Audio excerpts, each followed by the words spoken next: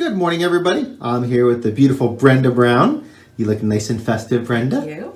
And so, Brenda, you got your stem cells 9 months ago in your knees. Yes. So we just did the reevaluation. So tell me where you were 9 months ago. First, on the pain scale, on a scale of 1 to 10, how bad was your pain in both your knees, Brenda?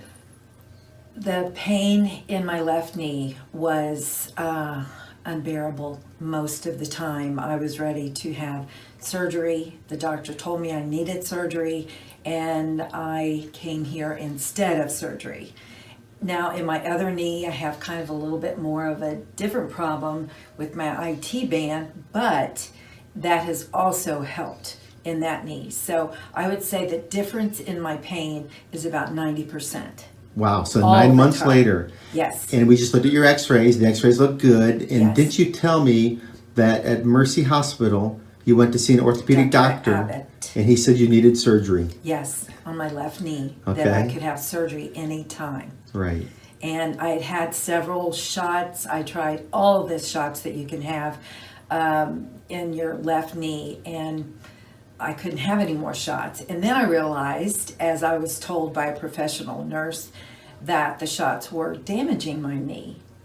And so I was even more wanting to have the stem cells because of that. But I do believe that any new cells are much better than any type of surgery. Surgery was my last option, and I am so thankful that even with what I have, it's not 100%, but I believe that it's getting better every day.